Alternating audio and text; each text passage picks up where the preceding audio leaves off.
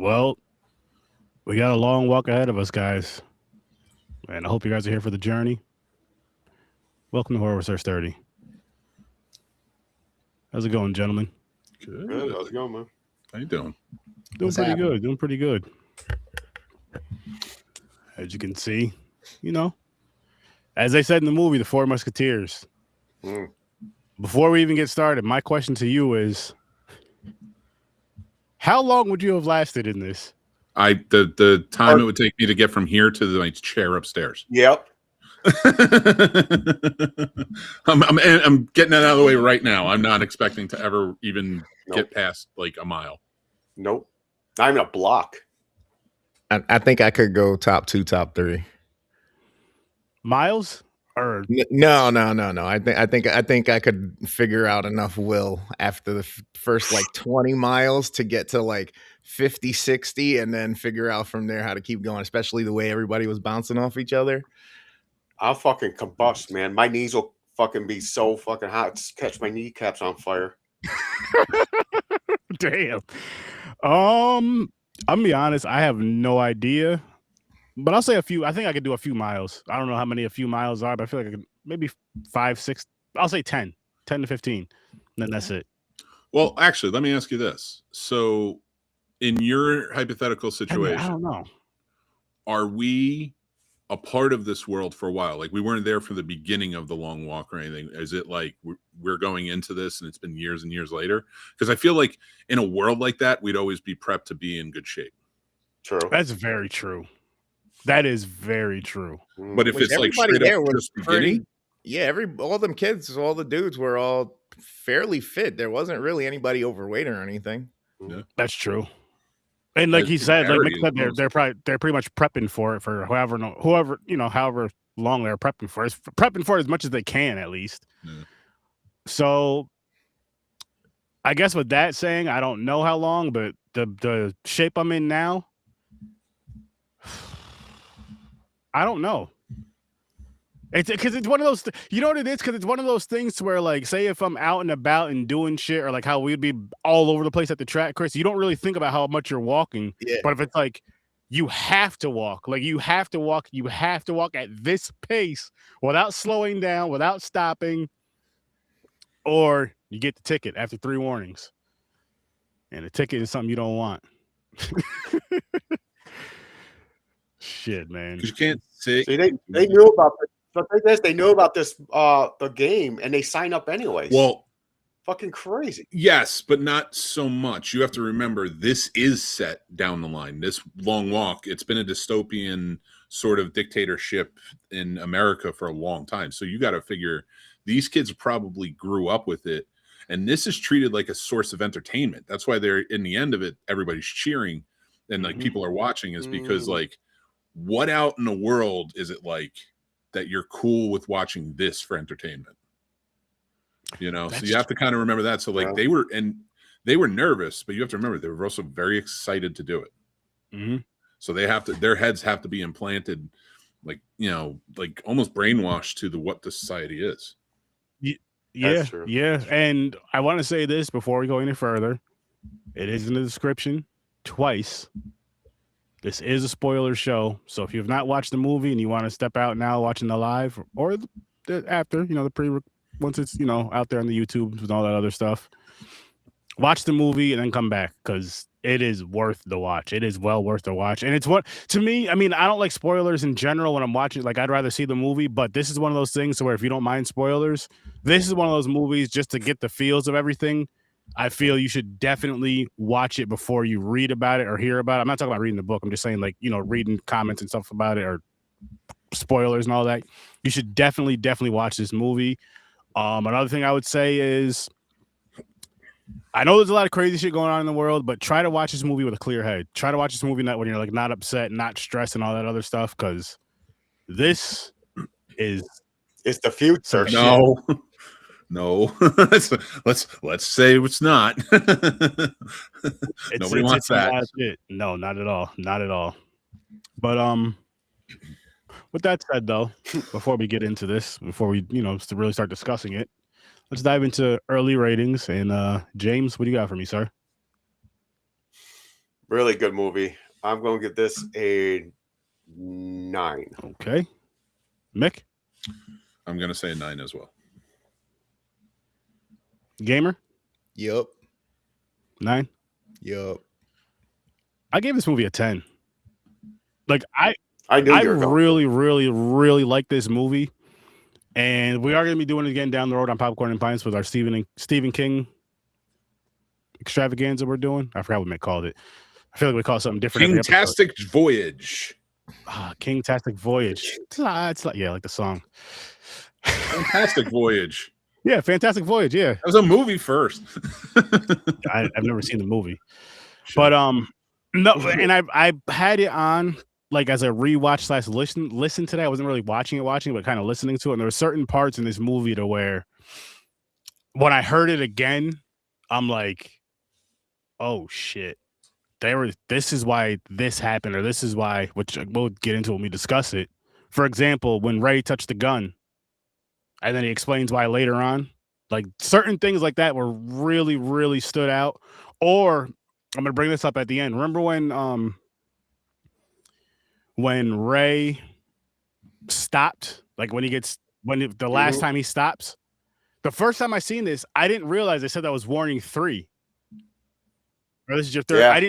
I don't remember but when I had it on again today, I was like, holy shit. That is deep.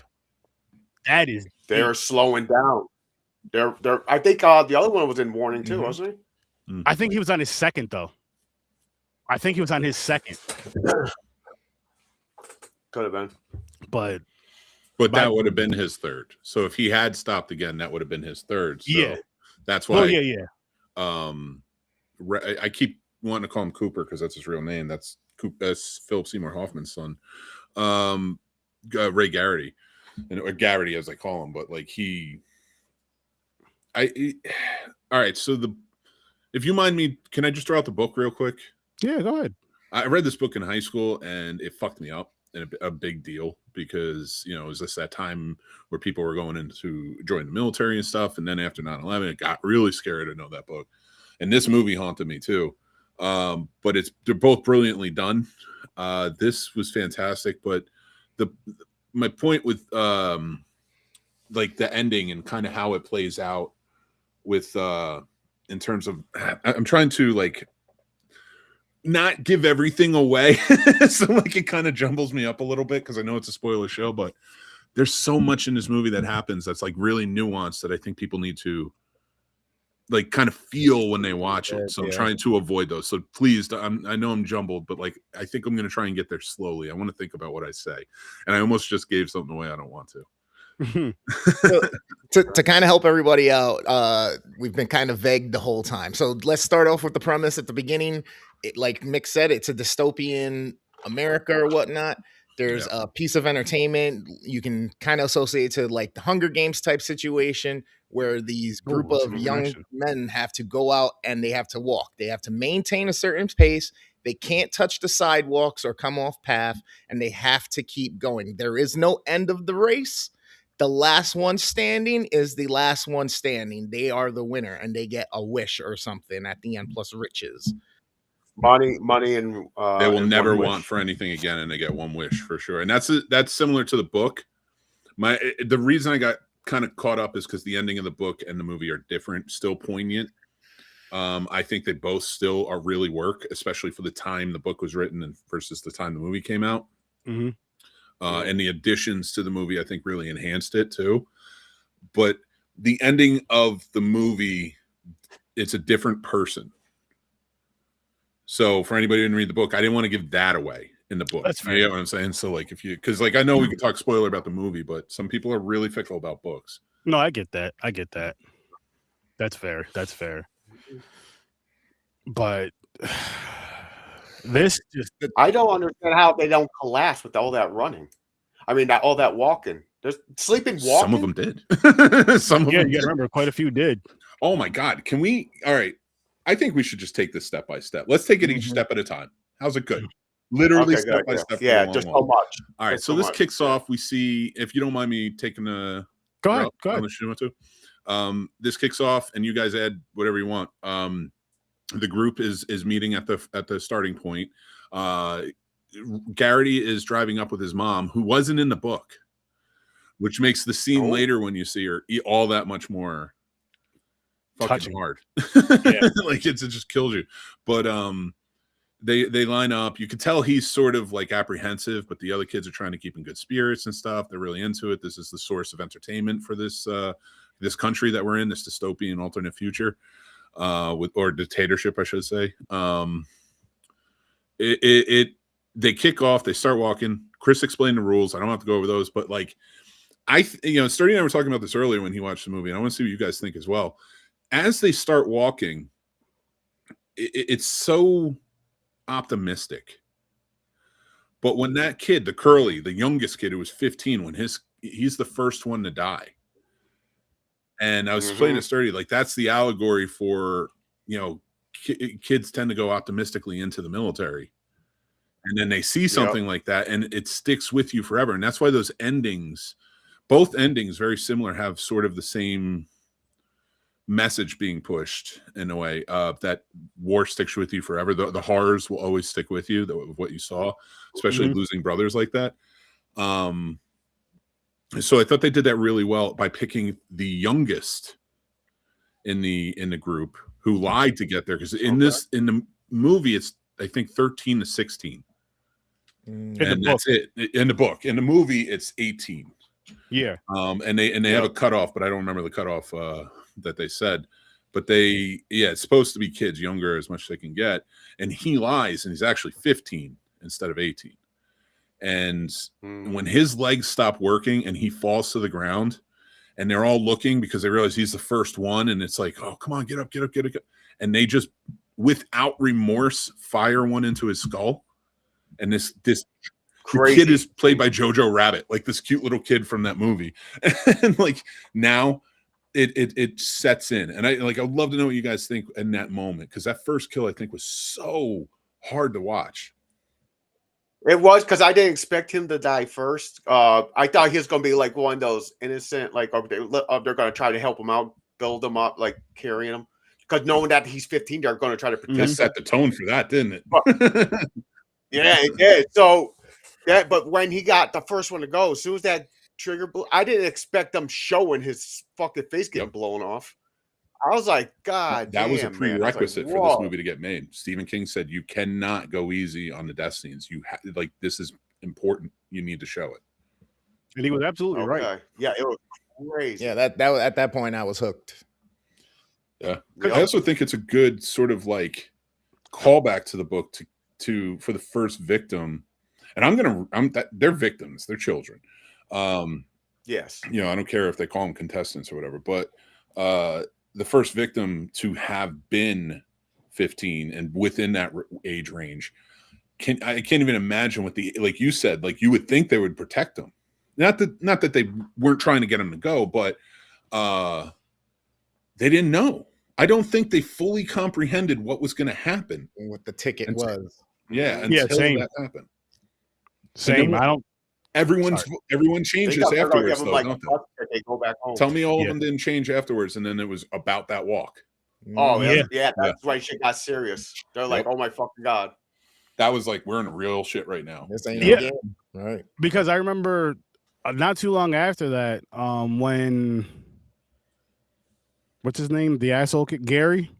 When he stopped No. The asshole kid's Barkovich. Yeah, Gary Barkovich. When he went to stop to tie his shoe because he's like, or untie his shoe because he's like, I have a rock in my shoe or whatever. And they're like, warning 1, warning 2. They're like, yo, what are you doing? Come on, hurry up. Let's go. And then as he's catching up with that, he gets caught back up with the guys. He's like, sucks to be, whatever, you guys, I got to take a little break. And like, you're stupid. Now you have to wait 2 more hours before you get those 2 warnings. Or was it 2 hours or X amount of miles? 3 hours. 3 hours. Every 3 hours got 1 warning away? I think it was both, though. Wasn't there a certain amount of... Oh, no, it might have just been hours, but walk 3... I know walk 3 hours was one of them, yeah. Like, and then you can have 1 taken away. Oh, my God. Tell me... I don't want to, skip ahead, and I'm happy to go back, but I have to talk about this scene, because it's, like, the most chaotic, insane scene, but the first night. when it's like 4 a.m. and they have to get up the hill. Yeah, that was crazy. And That like hill was Garrity's hell. falling behind, and like it's just. That's when everything kicked into like. But like every 10 seconds, boom, boom, boom. You know, like Yeah. they cleared out like they 25 kids. Yeah, seriously, like 15 kids, I think, or some shit. Yeah, it's crazy. It's crazy. Nuts. Yeah, I believe they said like 15 or 16 kids for that one night. Mm. Yeah. And that's when Garrity, when they were walking up that hill, remember he started like sleepwalking because he was dreaming about his mother singing to him. And I forgot what song he said she was singing to him, but he was like, she hasn't sung me that song in years.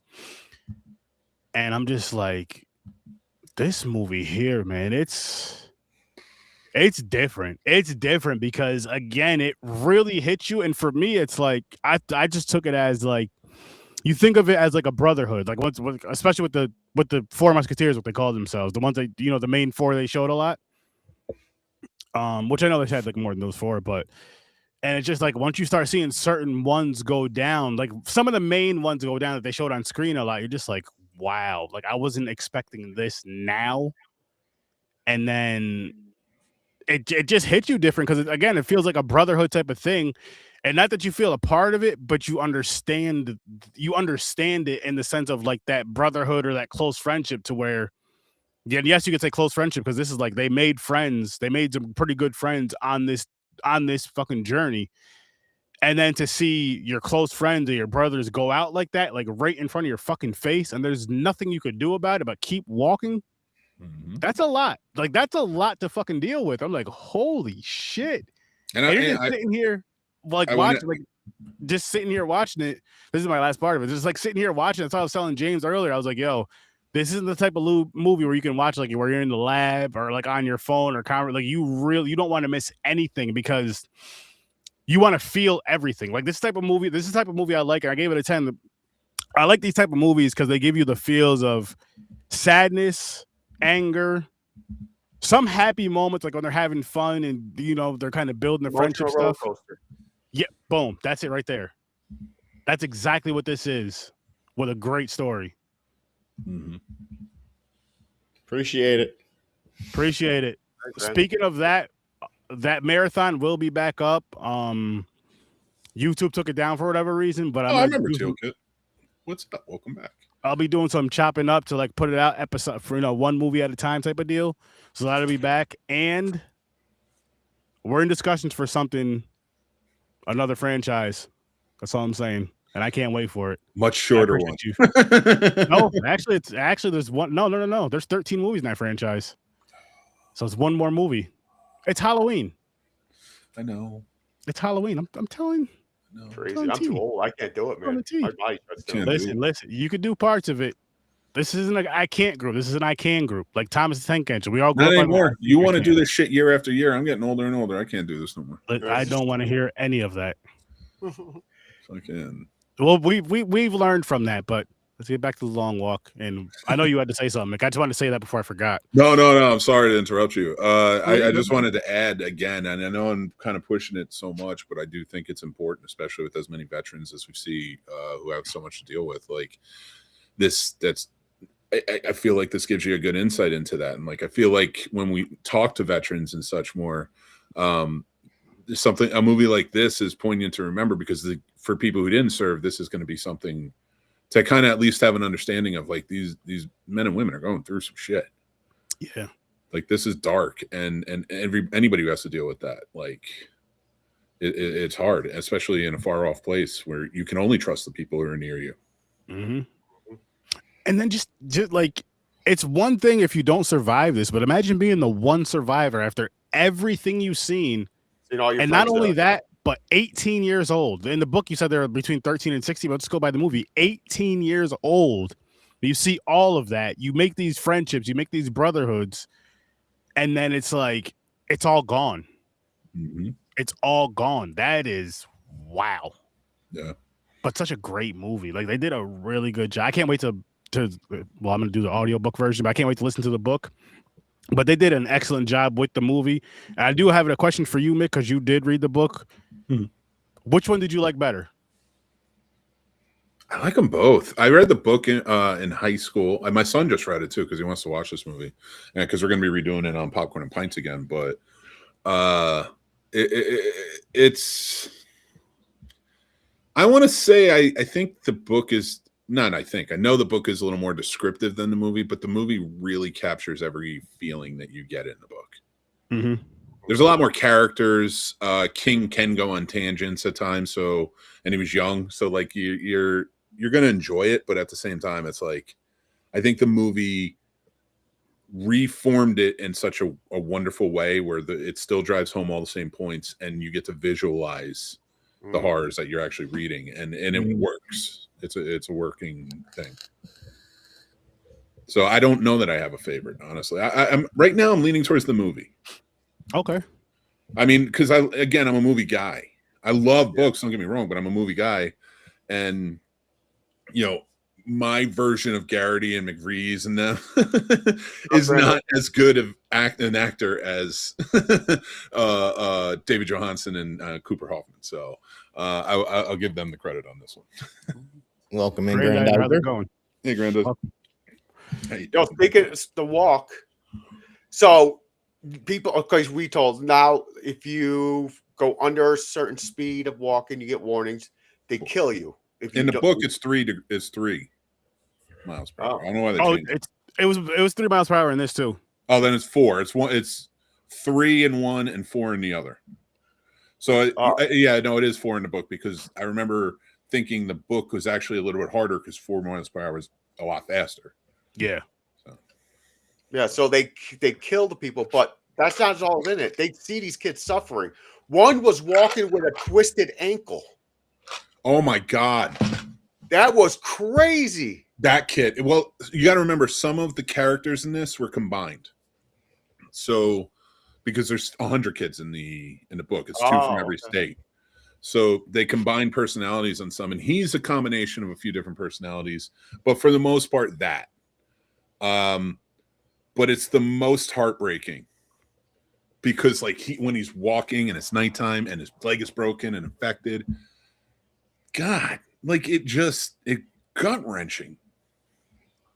I'm telling you right now, he had that willpower. He'll go as long as he can, walking on that fucking foot. A pain shooting his body. Yeah, that one. Oh, and poor Stebbins. Yeah, that guy. His whole life is training to be like in shape and ready to go, and like was ready for the walk, and just sick. The first time he ever caught a cold too. Like that's he said like 10 years. Yep. Yeah, and but I feel like with him though, because he was so like what's the word I'm looking for? He was kind of by himself, like secluded, and did it on his own, like secluded himself from like the group and stuff, where a lot of people were leaning on each other for that extra support, that extra, whatever they needed, they were kind of there helping each other out as much as they could, whatever they could. He was just kind of that kind of like, I got this, I've been training for this, and then he finally just broke down. Like his body just physically broke down. Mm-hmm. And we find out he's the major's son. Yeah, he is in the book too. That's his sole motivation. But in the book, he doesn't have a relationship with the major. The major's also not in it as much in the book as he is in the movie. Like he kind of goes off and does his thing, and then comes back every once in a while to kind of like spruce him up or whatever. Get him like motivated. I feel you on that, Chad, with the tearing up. Like my eyes got watery a few times during this because I'm just like, this is just. Agreed. Me again, too. once you start learning about the characters more, that's when it really started to like. I'm like, holy shit. It was holy good shit. build on the personalities of everybody. No. Like the build up, the connecting. And then, well, I know they went by numbers. Number 5, Berkowitz, when he was messing with the one kid because of his name, the kid started trying to attack him and then falls and skins his face. Oh my God. Then he felt guilty the rest of the fucking way. Because they kept calling him. He was eating at him. Because you know what it was that really got to him, because he kept talking shit and they just started calling him a killer. He's like, don't call me that. And that really ate at him. That really ate at him. That's what Barkowitz's downfall ultimately was. Yeah. He thought he could talk him out, and the first one getting killed because of him and then calling him murderer just completely dismantled his. He was still able to go on because he was trying to do that false bravado. even harder. But he was, from that point, he was just guilt ridden. That's what ultimately did it, was his undoing. Yeah. Yeah. You know. And the thing is, okay, so real quick, I was Yeah. kind of thrown off with the movie with him. He said right to Pete. It's Pete, right? Yeah. Yeah. Says to Pete, he goes, "I got a plan for you." It never happened. I thought he was going to try to like stab him or something, so he drops and loses. But nothing happened. I was like, that's weird. But I thought when he started getting all buddy there, when the guilt was really getting to him, I thought that's when something was going to happen, and I was not expecting him to kill himself. No. Yeah. No. Well, I think it's important, like for something like that, where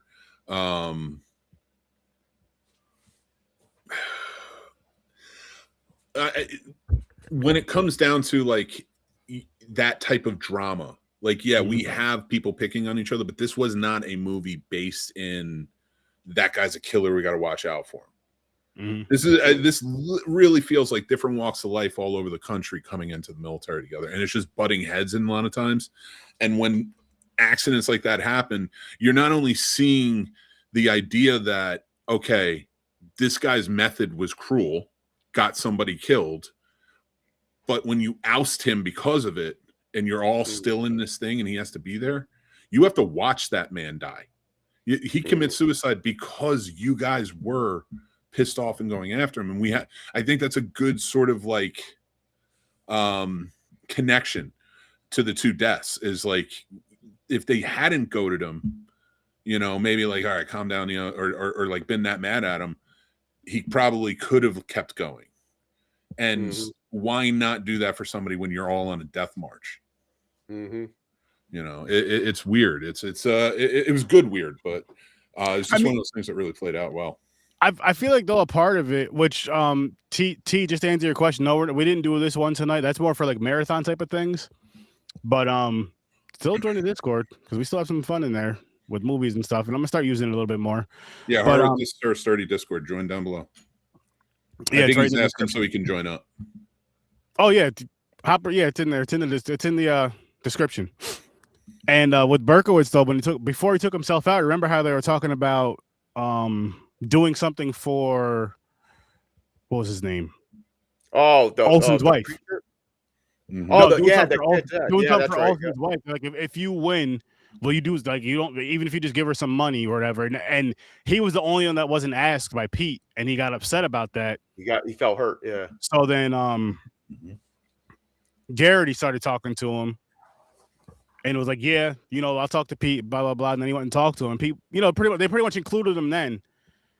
And then after the, you know, few steps later, he's like, I know what I got to do. And he just like ran in front of them and took whatever he had out of his pocket and stabbed himself in the neck a few times and just dropped to the ground.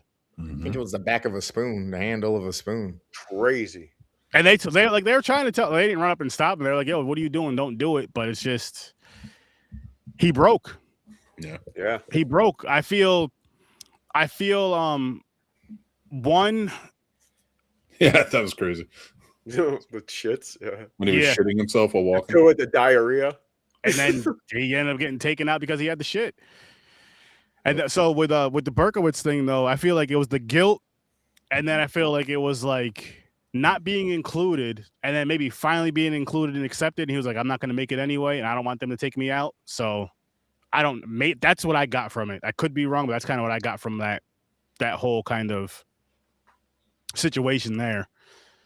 But shit, man. Shit.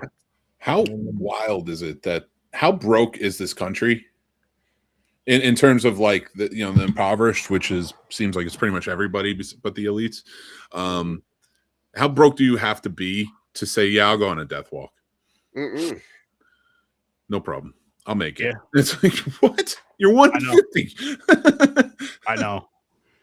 It's crazy. And you know the crazy thing about it though is like how, because it's saying you're gonna get whatever you want. You're gonna get all the riches and stuff you want. So it's like if you can afford to do that, you can afford to just help everybody instead of giving this money to one person. I mean, I think he was on the right path when his original wish was he wanted 2 people. I mean, what happens if you wish for the long walk to never be done again? You can't. It's part of it. You can't wish for them. You can't you can't take things out. Like you can't change established things. You could have made it a tradition where every year the winner, that the wish has to be now Or 5 change it people. every like 4 5 years, like people, the 6 Olympics. people. No. 6 people survive. 7 people survive. It just keeps going down the line. I just want to point out to Sturdy because it's such a poignant detail that that really represents today. Yes, Sturdy. They do have all that money. Why can't they distribute it more? Greed, like power. It's not really a question for you, Sturdy. No, I know. I'm just saying. Oh, because they I need mean, islands and stuff. That's right. Sorry. Yeah. or Mixed up. well, that's those people. They can have that. But or the winners distribute the money. Or the winner, I don't know how, I don't know if they could do this or not. What if it's like, my wish is to share these riches with everybody? Agree, Jed. Then what? But by the time, oh, you mean the country? Yeah. Well, I don't think I'm they saying get in the rich. I movie. don't think they get that rich. No, they will never want for anything. Yeah. But they will never want for anything.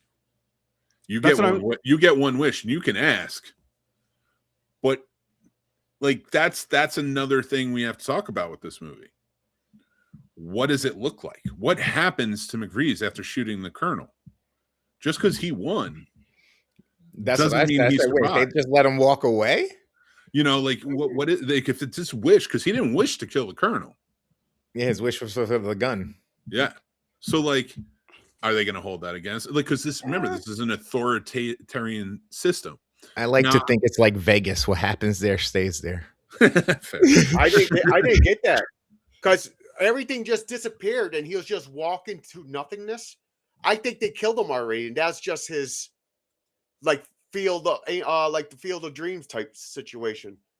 I where thought he's he was a just goddamn walking. guardian angel the whole movie, honestly. He came out of nowhere at the back the first time to help save the kid, you know what I mean? And then he was just there again, and then just there again. And I get his whole companionship and being lonely his whole life, trekking a hard life, but I got that feeling. I love this movie the way it is. I mean, it's a 9 for me, so it's hard to argue with what they made, but I like that idea. Like I like that at the end, like Garrity stops or something and is like, "It's all for you, Pete." And like he turns around or something, and he's just like, "I was here for you." And then like he's not there and he won. But that's not what this movie is. That would like, be it'd wild. Be an interesting one. That would be an interesting one. It sure. would. If they did that, it'd be Yeah. crazy. That's like a Hunger Games type of scenario. I think that would happen. Yeah. But I like that a lot. That would be a cool addition. That is. And Chad, I agree with you. I do want to see more Cooper Hoffman and David Johnson. They want to see more of them together. They became friends on this to the point where they're like, we think we're like once in a generation friends who would make great, like Ben Affleck and Matt Damon. I'm like, do it. That would be great. I would love it. And I'm gonna say yes. I'm hoping for horror, but just just really good movies in general. This is what's his name's second horror film, David Johansen. He was in Alien Romulus. Nice. He was the best part of Alien Romulus. Nice. I haven't seen it. Oh, you guys haven't seen it? Oh, I can't wait. I haven't. I did. That was that last year or the year before last? 2 years ago, I think. Okay. Maybe 2024, but I thought it was 2023. I'm not huge on the Alien series. I like them. My dad was. Forget about it. I'm not caught up on them. Well, it's been fun. Yeah. No, I come from good stock. I said my dad was.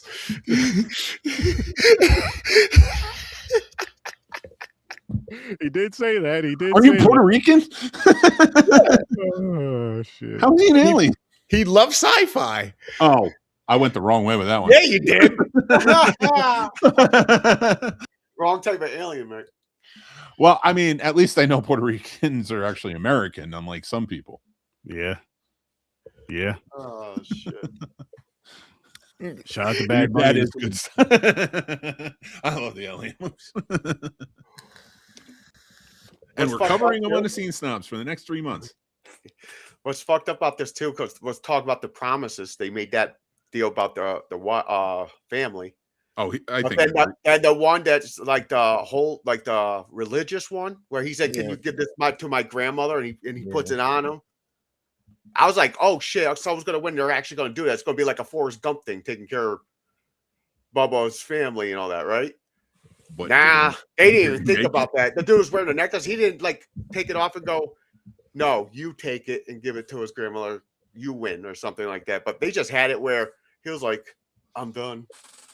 And boom, and the necklace just lays there. No one got their wish. No one in this movie got their wish. But you got to think about that situation though, James. Like where it comes to that part where it's just Peter and Garrity at the end, where Garrity stops. Peter is so distraught and so broken that he finally has a family member. He finally has a brother and someone that actually cares about him and someone to care about him. And then he sees him get taken out right in front of him. So everything else is like, you know what I mean? Everything else is out the window. He actually did Garrity's wish by taking out the general, the major, whatever the fuck he was, which I'm happy that happened. And then he just walked away. He was like, I want that gun. He was like, no, I want his gun so I can give it to my children. And then took him out and just walked away. So that part of the necklace, he probably wasn't even thinking about it. But it's just because it's right there, like boom, right in your face. Right in your face. And when I can't think of his name right now off the top. Baker, when he goes out, the sad part about it is, remember, again, most of the time they look back and watch him. He was like, "Listen, guys, do me a favor. Do not watch. Please don't watch me. Yeah. Please don't watch me. Promise you won't watch me." When the Indian kid fucking went, he said, "Fuck it." Grabbed the army dude's gun, shot him, turns around, shooting at them. He didn't take out the driver. He didn't take out the gunman on top of the vehicle. I'm like, what? You could have took them out, took the vehicle and jetted. They would have had to chase you or something. As soon as he got the gun, they are already aiming at him. He killed the one, but that's when he got shot twice in the stomach or something. Yeah, but he had all that time to turn at them, shoot at them, wait for them to respond, and then get shot. You know what I mean? Yeah. Like, I thought it was going to turn some Rambo shit too. I thought it was going to turn everybody out. Sorry, I play a lot of Grand Theft Auto. You know what's funny? When I watched this movie, Chris, I thought of you with that kid. I was like, I don't know what it was. It was the hair. No, it wasn't just the hair. It was. I could see you in a situation like this, like going out that way. I was like, Chris would do that. I'll get 75% done and then be like, whatever. I'm not saying that you would like do that, but I'm saying if you were forced to go out in a way. Right, like I said, I'm taking out as many as I can. I feel like it's more complimentary. But I do one thing I think that detracted in the movie a little bit from the book, because the whole thing with the father is not really there, so you don't see it. Well, with the colonel isn't that boogeyman to Garrity in the book, is more so what I mean, and I think adding the colonel in there and adding this like aspect of it, not that it was bad, I liked it, but for some reason, like having that scene felt like it was more forced to like mirror today, and I didn't it felt like it was a little bit out of, I don't know, maybe like it felt like out of place a little bit. Like we're not getting a behind the scenes on anyone other than what they're talking about, but we're getting it. And I feel like it was to drive a point home about the authoritarianism and to connect the colonel, but I really don't think you needed to. Yeah. I think two reasons. One was because of his wish, what he wanted to do at the end, and then two, the baseball, how he wanted to take out the general at the end, and there was something else. And because like how you talk about his father was a good man, and it was about morals. It was about his morals, this, that, and the third. And I feel like just seeing those certain things, and he was a hometown. He was a hometown kid he was the only person from there. And because I remember Pete mentioned it, because I remember at one point they were talking about how tough it was for everybody, how it was harder for me, harder for him. And then Pete was like, no, it's harder. The hardest for him because he lives here. This is his home. Mm-hmm. So I feel all that with his father kind of just drives it in, you know what I mean? Kind of really drills it in more than everyone else. And I feel that's why they kind of gave him more of that background thing and kind of showed his background more than anyone else. Yo, as soon as he then seen him his just mother, seeing his mom didn't affect just him. It affected everybody. You know what I mean? For that short minute there. But and I agree. And like, again, I'm not saying the movie's bad because of it. I'm kind of more thinking outside the box of it. Because the only thing about that for me is like, it felt unnatural. Like, okay, they killed your father. You want revenge more than you want to take care of your mother. Yeah. Like, I just like that felt out of place, especially when they catch up later and he sees her. Like, I was like, why would he ever join this out of revenge? Because like how is this revenge? You don't know if you're going to make it. You're determined, but that's why he was apologizing to her. Yeah, we said mom knows wrong. No. But I think it's maybe because they were 18. Not that an 18-year-old doesn't make dumb decisions. We know they do. But that feels like a 13-year-old move. Like, I'm mad. He killed my father. I want to get revenge. And then not thinking joins. I mean, I could see that at any age, though, depending on the relationship with that parent. You know what it is? I think it's because it's an allegory for joining the military. And why would you join the military if your father got killed by the military? You know, I think that's I think where it detracts from me. That's it. I needed to talk it out. I appreciate it. But again, not that it was bad. I like it, but that was it. I was, it was just one of those things that kind of. And I wasn't a big fan of Mark Hamill's acting in this. It was too stale. It's like he just is like, "Come on, maggot," like just a normal drill sergeant. But I don't know. No, he's supposed to be nice because this is. The country looks at this as entertainment. It looks at this as like a civil service to entertain the country. So he's trying to be like, good on you, boys. It's the complete antithesis of these boys are being shot in the head and they're smiling in their faces.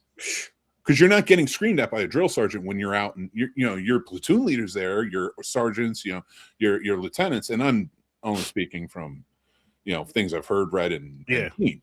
But it's not natural to have a drill sergeant there because a drill sergeant's there trying to teach you when you're in basic. Teal, appreciate you stopping in. Hope to see you more in here, but thanks for stopping in. Greatly appreciate it. Yeah, thank you. Yeah, awesome. Yeah, this is one of those movies. This is one of the better movies I've seen in a while. Not including as far. Let me rephrase. This is one of the better movies I've seen in a while as far as a first time watch. Appreciate it, Joker. I appreciate that. I'm just saying I didn't like the character in this. I thought it was just too boring. Like he's too bland. He didn't feel like a sadistic colonel with a smile. He felt like a guy who goes home at night, puts his hat on his ring, and like this is his job, but he's like generally like loves his family, stuff like that. Like I didn't even get as Stebbins' father because like he was nice to him. Yeah, it was weird. Yeah, that's what I'm saying. I didn't like it. But I don't think that works for Mark Hamill because Sturdy and I were talking about this earlier. Mark Hamill he's very cartoonish because he does so many voices. So anything you see him in, it's almost too pleasant. Yeah. But it's not pleasant for this. Like you can take a character who's always pleasant all the time and put them in a role like this, and it's unsettling. He wasn't unsettling. It just seemed like he wasn't the right fit. I could see, but that. I love seeing him still. I didn't like him, not him as an actor. I'm just saying him in this movie. I did not like the Major at all, but I do see what you're saying. And so, what actor would you replace him with, Mick, if you could? Oh shit! I dropped everything. Major Payne. You honestly, I mean, it can happen now, but I think he would have been perfect, before his illness. Bruce Willis. Oh yeah, because he can be very like he was always very good with like a little bit of a coy smile, but he could be a badass. You can hear like, oh, this dude will threaten me. Mel Gibson. No. I was gonna say maybe Batista, honestly, if one of the new ones, because of what I just saw in Wrecking Crew.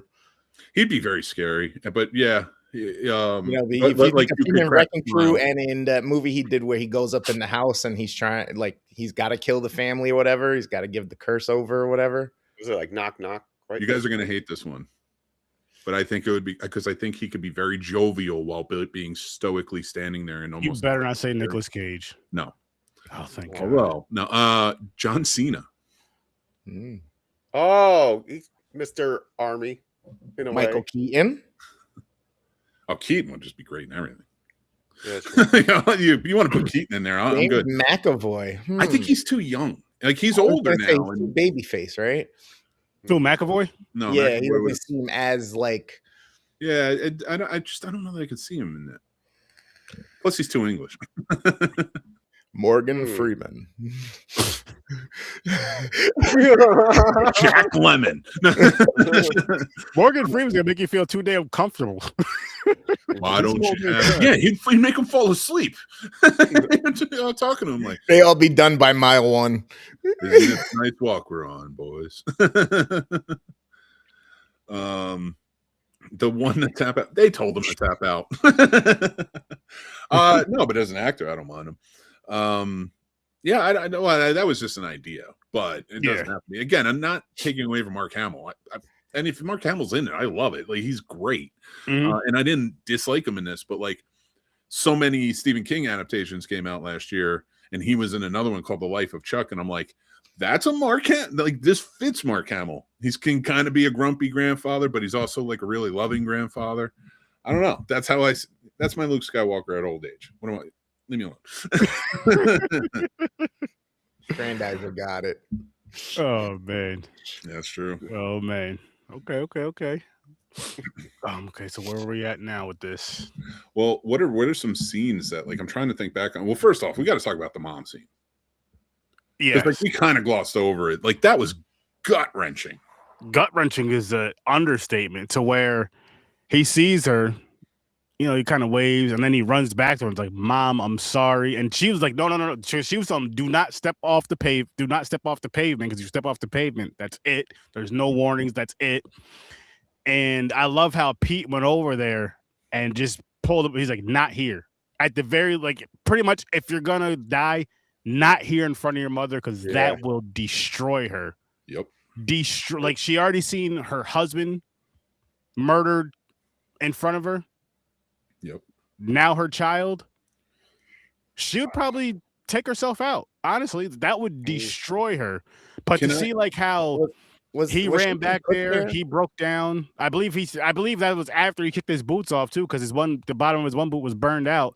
So you got to see it as from the mother's point of view, a parent's point of view, seeing your child walk through this, seeing your child in physical pain, seeing your child exhausted with no shoes on, bloody socks. Mom, go buy some boots. Meet him down the line. But again, you only have X amount of time to put your new boots on. Yes, it would help. Oh, and he was on 3. That's right. Yeah. So you can slide into Crocs real easy. Throw some Crocs in the middle of the road. You think Mom was placed there as a plant due to the organizers? Like, or do you think Mom would have maybe, if it was her choice, been out of the way and cut out of sight to see her boy on that day? You know what I mean? Was that a boy from them to try to get him to step on? I don't think so. I don't think they play those games in this because it would have. I think it would have come more often. I really do think they have this handoff approach because they realize they'll just walk till they die or they'll fuck up. Yeah, they don't cheat. There's like we already got what we want. That we know what's going to happen. Because remember, they're always out in the open, and anyone can watch at any time because this is entertainment. So I feel like if they broke the rules, that would be a major problem with this. Like you don't want to disrupt. Like now, like how everything's being disrupted and we're getting pissed. Like you don't want to do that to the people already living in it, because it's been around for 50, 60, whatever years. I only say to add to that, I think the mom showed up to see him thinking it would be a source of, motivation. Yeah.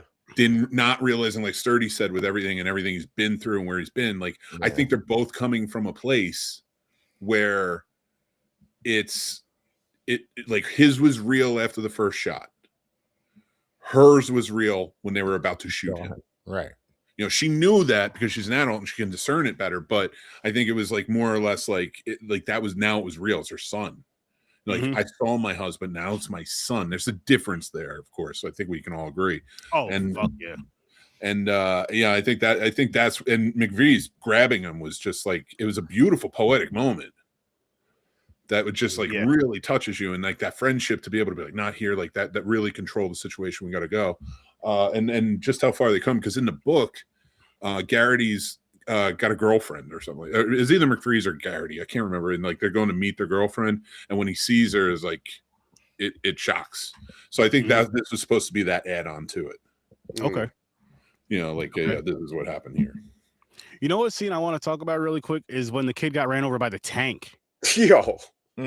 That was wild. Yo. That was nuts. Yep. Crushed his lower body, fucking. And they were still giving him warnings, like he could get up. Yeah, and go. they're like he's gonna get up and walk. Dude, but that's the thing. I think I think that's the cruelty that they allow to, like, to Chris, to your point. They follow the rules to such a degree that we'll still shoot him if he doesn't get up, but we're also not going to sway off the road. We're all on the road at all times, you know, this vehicle. So he's there. You know, it's like, it's that cruelty that's being accepted just because, like, it's part of the rules, you know? And shit, I love Olsen. that point. Thank you. Olsen with his gum. Remember when his gum, he's like, listen, when my gum is gone, I'm going to be done. And he takes his gum out of his mouth. And then what he say? What he said? I did this wrong. Or I did it wrong. I did it wrong. Oh my God. And they shot him in the stomach just to have him bleed out, just to have him suffer. I was like, wow. They don't, wow. Because Baker, remember when Baker ran back to try to help him, and they ran back and grabbed Baker, like, yo, Baker, let's go. There's nothing we can do. Come on, let's go. And I'm just like, these are some sick fucks. Well, after that, they did shoot him in the head. Yeah, but it's still playing with your food, and it's like, in a way, and I don't want to simplify it in that way, but it is, and it adds that these kids who are being praised by this colonel are being fucked with.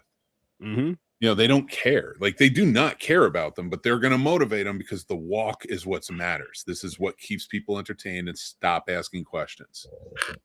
You know, and that's such a fucking important point.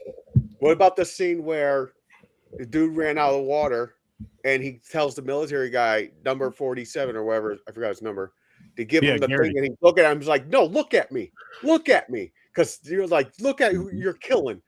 Because the soldier just turned away, like right away, like, I don't want to connect. Yep. And then you have to look at it that way. He was following orders. Like, there's so many nuances in this movie that fit perfectly to kind of tear down authoritarianism.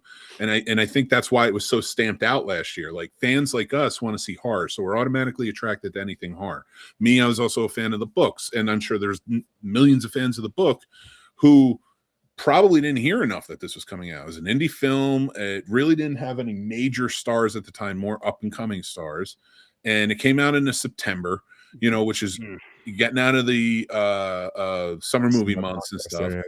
And you're not in October yet. So, and it's a hard movie. So, like, even if the horror fans are going to watch this thinking it's a horror film, and let's be real, most horror fans, especially the ones that do this, like what we're doing, aren't like you guys. They're not watching the foreign films like you guys do that are like from Indonesia from 1967. You know, like, you guys really do watch some really niche horror for the love of horror, not for the love of the 80s, you know, that sort of vibe. Or the surface horror fans. So a surface horror fan, which fair, but you do know movies. So I chunk it up to me too, you know, like, but a surface horror fan is going to go see this movie and not realize it's more drama. Yeah. You know, but it's horrific because it's realistic shit. Yeah. It's important though. Yeah, and it was, and in a crazy way, because of everything that happens in it, it was done so beautiful. You know what I mean? Like, it told the story so, and I don't mean it was a beautiful story. I don't mean that by any means, but it told the story so beautiful to where it's just like, I can't turn my head. I got to see this. I want to see who survives. I want to see who I need to be mad at. I want to see who, like, I mean, you want everybody to survive, obviously, but it's like, what the fuck? Like this is wild. And then you think about, because you mentioned how the soldiers are just taking orders. It's like, how do you take these kind of orders? It's like what happened today. How Every everybody- day. Yeah, I know. I know. No, but like, and I'm not trying to pick on you. I know you know this, but Nuremberg, that's what it was. Every one of the Nazis that was on trial, their only defense was, I was following orders, because they thought that's what everybody would understand, is that we were just following orders. But the fact of the matter is, your cruelty was on point, and that's what they're doing now. You know, I'm not trying to. It's hard to not make it political in today's world when this movie very much mirrors so many of the things happening, because it's in the playbook. You know, it's in every playbook of authoritarianism. So every time I say it, and I might be comparing it today, but it's the same with every authoritarian regime ever. It is exactly, this represents all of them. It's the same in every single one. That's why they can be toppled, especially from the beginning if we do it right. But what was it after the Alex Preddy shooting and Renee Good shooting, and when all the backlash really kicked up after Preddy? What was Kristi Noem after she got in trouble for it? I was just doing what I was told from Mr. Miller and the president. I was following orders, and that's never a valid defense. And you saying that though, Mick, that's, and between what's going on in the world now, that's another thing that I feel like makes this movie better, one, and like makes it hit so much fucking harder, because you're just like, there's a lot of wild shit going on. Not The Long Walk, of course, but there's a lot of wild, crazy, sad, bad shit going on. And we're living through it, and we're seeing it, we're hearing it. And then it's like, now you're seeing this movie. It's different. It's authoritarian, like you said, and all that. It's a different type of way, but it's still like shit that should not be happening. It's a different face. It's not a different way. It's just a different face. All the playbook is the same. Remember, this book was written in 1977. True. Right. Talking about the American government then. Right. Yeah. So, and then there's the reoccurring undertone throughout this whole thing, from them talking about how this all starts, how his dad's history, this guy's situation with how he's had to walk through all the struggle outside of it, and this was his last choice, he felt like, as well. So I think I can win it. Let's try. Let me try to at least see if I can get two people to win. The reoccurring undertone is the cycle just continues. Everything just keeps going the same way it is. Even at the end of this movie, we get a fadeaway. But if you stop to think about it, it's just gonna happen again. Which is that is more so what the book ending is about. Again, I don't want to ruin that. It is different. Still sort of touching on the same points, but like, it is just different how they play it out. And to add to that point too, like it's going to stay this way until it's stopped. And that's the key, what they're trying to say. Like, do you want, because it will always stay this way if you let it. And because this entertainment kept us, like, all this stuff. And I think that is so poignant. And like, I'm sorry that this was missed by so many, especially at a time when it was important to see. Yeah, like this is something I do feel like a lot of people, I won't say everybody, because this is one of those movies, again, I don't feel it's for everybody. I mean, you can say about any movie, but this is definitely one of those ones that's not for everybody, because there's a lot of people that just won't be able to handle it with the stuff that goes on in it. But I do feel it is worth the film. It is worth checking this movie out, because this is a really, really, really good movie. Like, it's all things considered, it is a really good movie. It is, but it was an independent production. They still have backing for distribution and for production and distribution. Companies still have independent channels and revenues, like Lionsgate especially. And Lionsgate is sort of an independent. It's not one of the top studios. It's just in conjunction with. Regardless, I want to point out three things real quick, because I know I've talked a lot, but one, Judy Greer's performance. That woman is if not the best character actress ever. She's, and I always love seeing her in every, and even in like Halloween Ends, or Kills rather. I was like, I didn't like that movie, but I a little bit, but she was great in it and all those movies. So like seeing her in this, like, she deserves like horror icon status, in my opinion. Now also to kind of like to your point, like with this, like, I think this is a good story for people to watch. And even though it's hard and it sits with you, so many armed service members who serve, and they do it to protect this country. We're not going to take that away from them. They are. No, absolutely not. No matter how the higher ups run things or what they do, those men and women are serving, for us and serving the Constitution. I love that. And I appreciate that. But when they go to war, I've watched brothers, I've watched family members, I've watched friends come back from the war, and I saw how it affected them and what it did to them, and it changes them. And this movie, I think, really captures that gaze and that thing that sort of million mile stare, like they've saw, they're traumatic. They have PTSD. And I think that watching this needs to make us call for something. I don't want to call it deprogramming, because I feel like that's a dumb use. But when they are looking to transition out, we need to help these soldiers have everything at their whim, no matter what it is, to get out, help them find jobs they're looking for, help them find whatever they need, housing. We should not just say, you're out, here's your money, get GI Bill. We should do everything we can for them. They deserve it when they're out there fighting for us. No matter the cause, like I said, you can argue wars, but you shouldn't argue the men and women who fight in them for freedom. Agreed. And we should be doing everything from the moment they sign to the moment they are happily living and like for the rest of their lives can do what they need to do, because they earned it and they deserve it. I agree with you 1,000%, 1,000,000% on that. And on top of that, I'll say when they come back, they should have a house that they don't have to pay for. They should have everything. It used to be like that. Yeah, they used to get land. They used to get a house. They deserve that. They deserve that, because it's like they did all this. Recondition. Yes, thank you, Grandizer. Yes.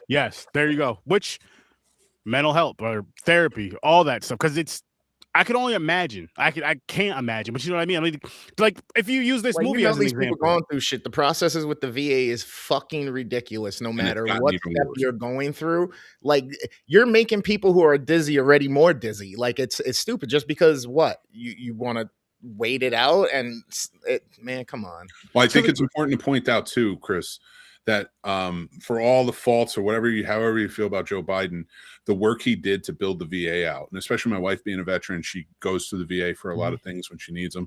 It was running really well. It wasn't perfect. It had its issues and it needed to build off of that but it was running well, and they were helpful, and they were stocked.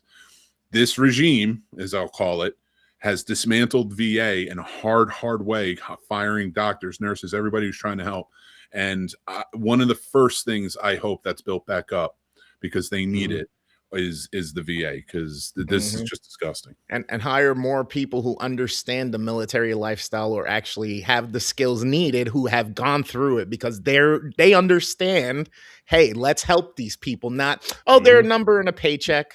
Is the insurance? They're not useless. You trained them. You know they're not useless. Yeah, they can do so many amazing things, and they're smart. Our medical professionals in the military are among the highest rated in the world. They can go anywhere in the world and get their fucking medical degree off of their military training. Yet for some reason, we don't hire them to also take care of the vets after the fact. Makes zero sense. And really quick to answer your question, Grandizer, Judy Greer, she played Miss Garrity in this movie. Yeah, she was. Oh my God, I love her. She's one of my favorite actors, and everything she's in, like even if it's a bad movie, she was in Cursed. She was the evil werewolf in Cursed, and I'll tell you what, I loved her in it. She gave the finger as the werewolf. It was great. Oh man, what about the scene? Because we're talking about PTSD and all that stuff. They try to avoid the kids for seeing that one kid getting shot. He's like, get out of here. Don't look. Yeah, go. You don't want to see this. And the soldiers didn't even care. Shoot them right in front of those kids. They don't give a fuck. And the kids didn't care. That's another nuanced thing is like, this has been going on for a long time where like these guys who don't grow up along this route have never seen this walk before. They didn't know what to expect. So now with these kids who grew up on this route, and have probably seen this quite a bit over the years. Parents may be bringing them there to see it. It's it's just they don't care. They're desensitized to it. They are the locals in a war setting. I was going to say Sorry. desensitized, conditioned to where this, and then it's like this. It's like, I hate to put it like this, but it's like this is their, just because it's the weekend coming up, this is their Super Bowl. Like everybody has to see this. Like you don't want to miss this. Mhm. If you're on the trail of the long walk, like, being able to see it from your house, Or fireworks. watch it. It's just fuck. Oh, sorry. Go. I had just realized while you guys were saying that, and you said this was originally a book from the 70s or whatnot, and the feel of the military presence in this, I was like, it felt very Vietnam War, very not zero fucks given. You know what I mean? It is what it is. Napalm, women, children, kids. Like, and I was like, oh yeah, that's kind of where this comes from then. Mm-hmm. Yeah, and that's great. I'm glad you point that out, because if you think about it too, like if you think about a movie where it really comes down to like rebels versus a big empire, right? Most famous probably being Star Wars. George Lucas is on point of saying is like, when has America since the Revolutionary War been the underdog? You know, so like it's, you know, he's like, when I wrote that, they were the empire and the Viet Cong were the rebels. You know, because they saw what was going on, and the truth there, and it's crazy that, you know, I have that tattooed on my arm. You know, like the rebels like reached me, and that's in like we always come from this underdog standpoint, and like that's what I love about this movie too, is they're all sort of an underdog here, and they know it because there is no real win. They're gonna die. Like that's it. Yeah. Like they go. Like, what does that do if all four of us are going somewhere and we choose to go, and we know there's no coming back home except for one of us? You know, like that's a heavy deal. Like, at least like when you're going off to war, you don't really know if you're going to die. You know, yeah, you have a chance, but this, it's like, it's just one. Yeah, Granddad, there wasn't really like a Cold War feel. It was more, it kind of felt like an event made out of the commemoration of a war event that happened, and they want to keep it relevant and keep reminding people of the hardship gone through or whatnot. That's kind of what it felt like. Ho Chi Minh Trail, yeah. March to death. It's man, this movie was, and the crazy thing, like, I know we're doing it again for Popcorn and Pints, and I'm excited to watch this movie again because I feel like, I know we're doing it on a different show, and I know we'll have our other co-host with us, Stories from a Bar, Chris, but I feel like it's gonna be a different conversation because it'll be I'll say my second real full-time watching. I kind of did like a watch listen earlier, but like my second full-time watching it, and after sitting with it, and by then I've already listened to the book, and I'm just, oh man. I'm glad. I'm so happy that it hit me the way it did, though. Like, I'm so happy that this movie was as good as it was, and like the acting was, to me, it was phenomenal. This is one of those films, if you had bad acting in it, it would have been terrible, because you wouldn't be able to tell this story with bad actors. It's such an emotionally driven movie. Yeah. You know what? I want to point out the two best actors in this movie are McReese and Garrity. And again, I'm going to point out Cooper Hoffman, who played Garrity, is Philip Seymour Hoffman's son. Rest in peace. Probably one of the greatest actors to ever live. And he definitely, his son has that. And it's so, and knowing David Johansen, I was excited to see this, A, because I love the book, and B, because David Johansen really impresses me in the movies he's been in. He's fantastic. He is going to be an actor that stands out, and he deserves it.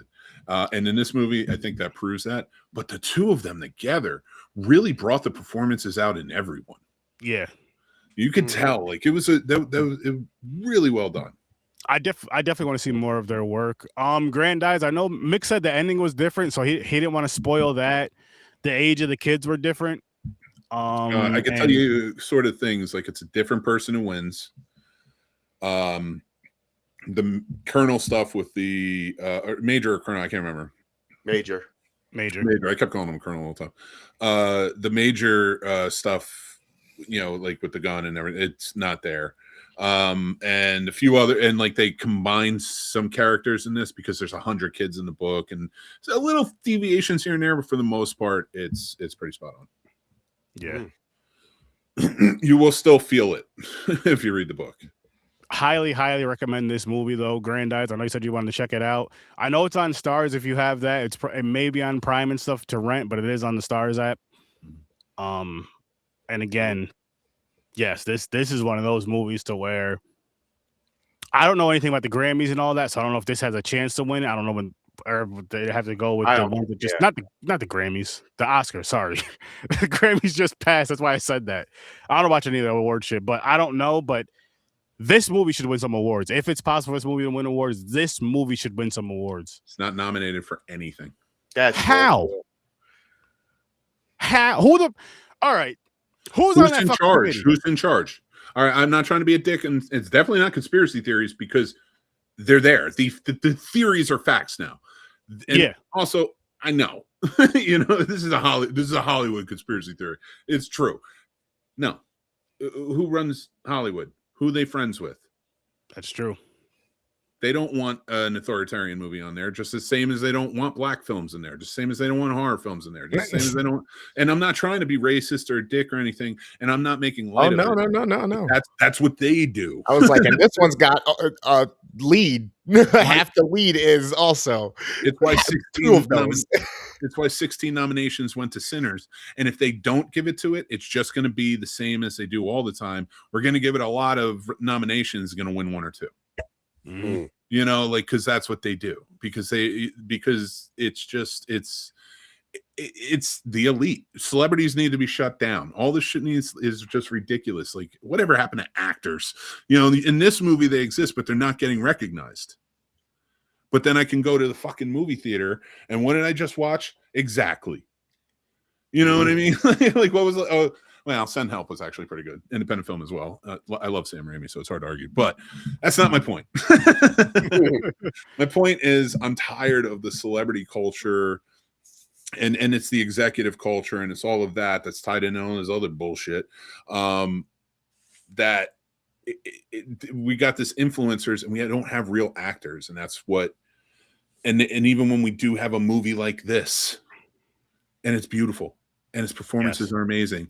And it does have 2 stars in it. Like, Judy Greer is in major motion pictures. It's not like she's a slouch, you know?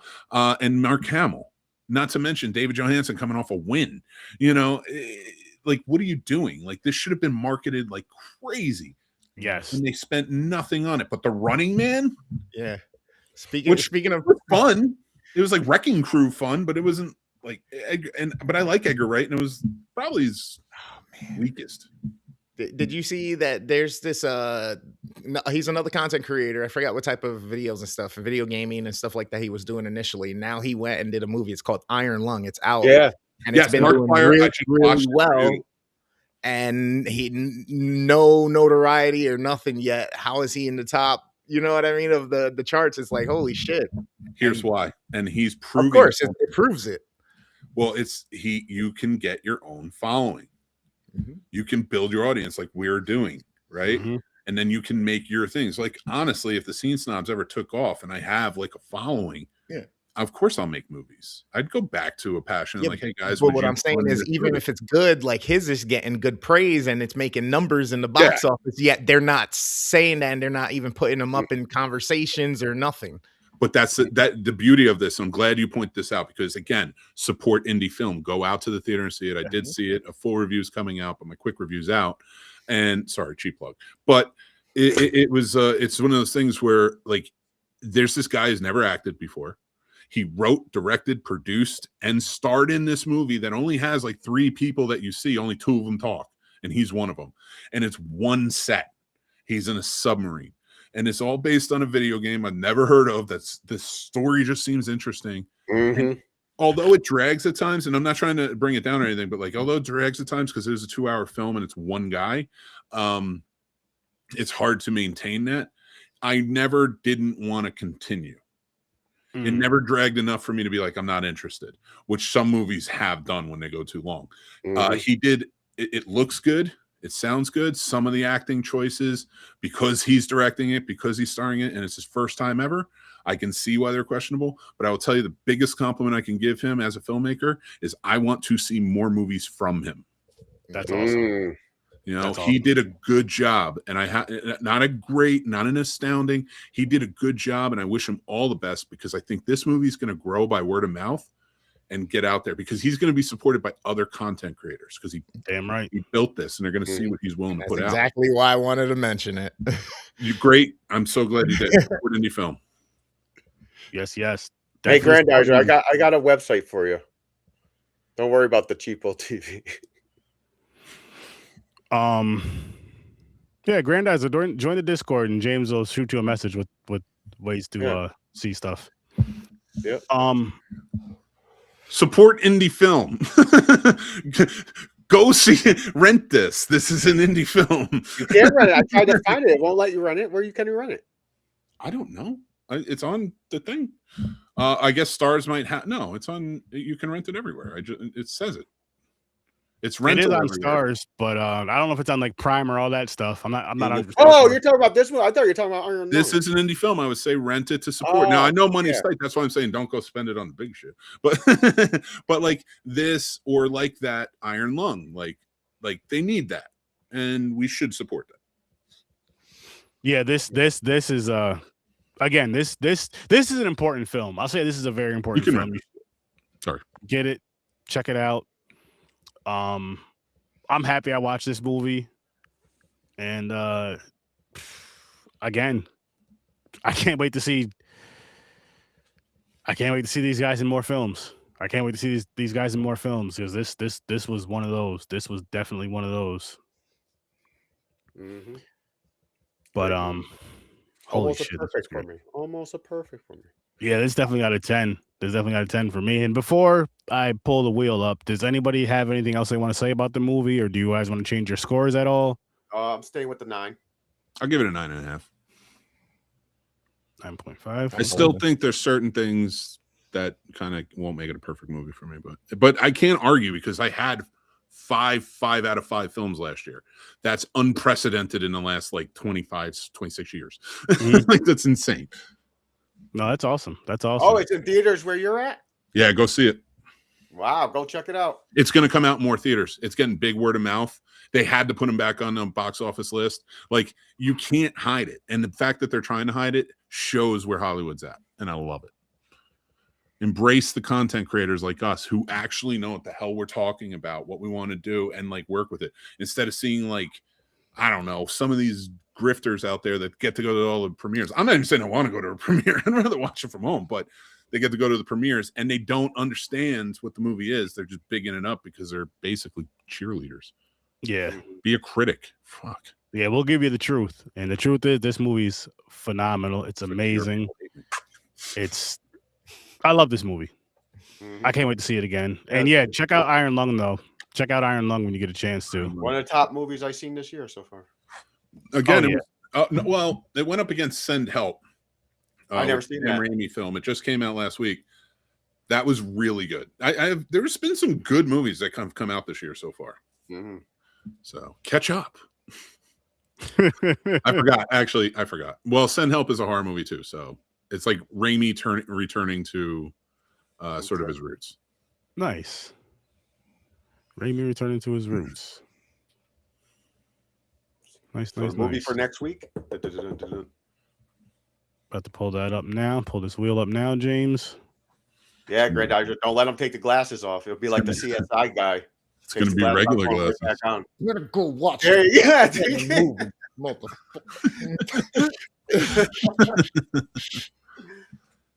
All right, let's see what we got. So you guys want to go listen to a Jay-Z album? No, I don't like Jay-Z. I don't think the world is very big on Jay-Z right now. And I knew the reason. I had that. I think. How about some Pusha T? Who? Pusha T and Jay-Z are on the list. Who's Pusha T? They're in the files. I don't know, a rapper. I've heard him. I just don't remember. I'm not doing music though. Mick, did you do a Send Help this week or last week? I did send. I didn't do my full review. For shit, him. Okay. Him. Oh, nice. Okay, cool. I like this one. I mean, it's goofy, but I liked it. Weeks ago. Oh, you watched it? Yeah, I saw it a couple weeks ago. I never seen it. Let's talk about it next week. So we'll be watching him next week. over here on Horror Research 30. It's gonna be a good time. I haven't seen it yet, but Nope. I will by next week. I will by next week. But everybody that's here that was watching during the live, thank you so much. Greatly appreciate it. Thank you. Anybody that's going to be doing it for a rewatch later on, thank you so much. Greatly appreciate it. Make sure you check out Fade Theory. Make sure you check out the Scene Snobs. Make sure you check out Worst Damn Gamer Ever. Make sure you check out Popcorn and Pints. Make sure you check out Stories from My Bar. I know he's not here, but he's a part of the team. Of course, make sure you check out. Oh, Ambassador Radio, our boy Trevor. Ambassador Radio, yes. Make sure you check out Trevor and Horror Research 30. Horror Research 30. We'll be here next week, 8 o'clock Eastern Time. With that said, I'll see you in your nightmares. Peace. You make me